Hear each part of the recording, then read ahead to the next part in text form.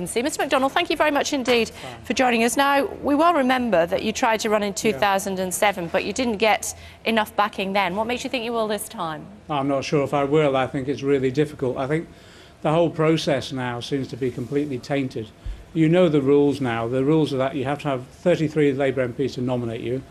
And the nomination process, we thought that the Labour Party hierarchy had invited the whole range of candidates to stand and would have a period of time for a debate before their formal nominations. But what they've done is they've curtailed all that. We've only got 4 days next week in which to arrive at the nominations needed. So it's going to be very difficult for someone like me to get on the ballot paper, particularly because we've got so many new MPs. And I tell you what is becoming increasingly embarrassing is that all the candidates so far declared are all white men. There's no women, there's no black person. This does not reflect our party or our community. So I'm going to circulate a letter to all the declared candidates tonight, a letter to Harriet Harman, the acting leader of our party, to say I think they need to urgently look at the process again, drop the level of nominations required so that we can have a broader range of candidates and extend the nominating period so we can have a proper debate. MPs can go back and consult their constituencies, and in that way we could have a democratic election. But you have 200-odd Labour MPs. Some of them are new, not as many as are on the other side, of course.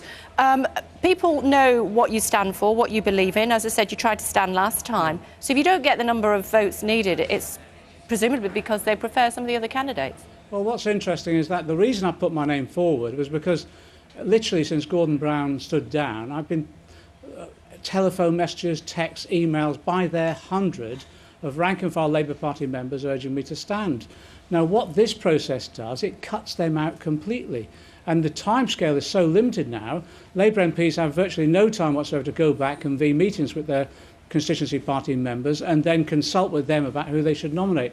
I just think we're sort of fixing the process in advance to prevent people coming forward. And if we really do want a broad range of debate that reflects the whole of our party, we should have a system whereby people like me and others could come forward, put the arguments, and then let people decide. Are you sure it's not just sour grapes, Mr McDonnell? No, I promise you that. I'm, to be honest, after a hard election campaign, the last thing I wanted was a leadership race. But, as I say, a lot of rank-and-file Labour Party members have urged me to stand. And what I wanted to do, genuinely, was just to have an open debate, a camaraderie. We call each other comrades in the Labour Party, a friendly camaraderie debate. And then we can arrive at the election of a leader that we can then get behind and then defeat the opposition at the next election. We will sour this process. We had a coronation last time and everyone criticised, so we had one person on the ballot paper. This time round, it looks as though it would just be people who are from the New Labour faction of the Labour Party and no one else that will get on the ballot paper, and I don't think that's fair. So from what you're saying, do you not even want to be Labour leader? Of course, and that's why I stood last time, because I want to take the party in a new direction. And the problem with the other candidates who are standing, they've all been part of the New Labour project, voted for every policy like the Iraq War, privatisation, all of those policies that have actually led us to defeat. So I want a clean break with the past and take the party, as I say, in a new direction. But I can't even get the chance to put that argument if I don't get on the ballot paper. You say it took you to defeat, but you had another election after the 2003 Iraq War, which Labour won. Yes, it did, but I think what it did, it gradually eroded confidence in our government.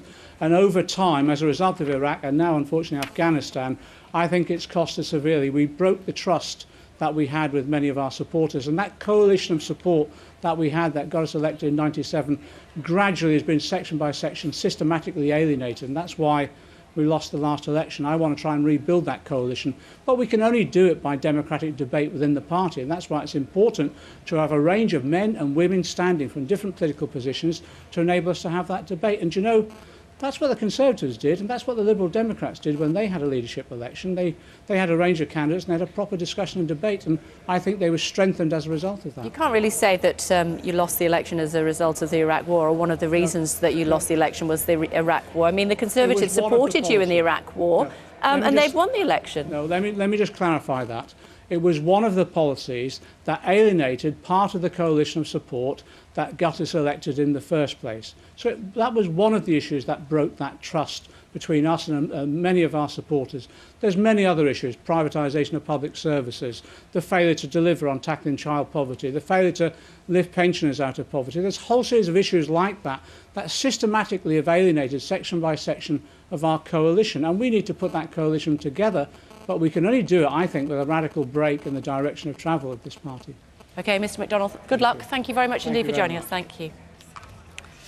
So look at our top stories tonight here on Afternoon Live. The husband of a British woman being held in Spain after reportedly confessing to killing her 2 young children has appeared in court in the UK on child sex offences.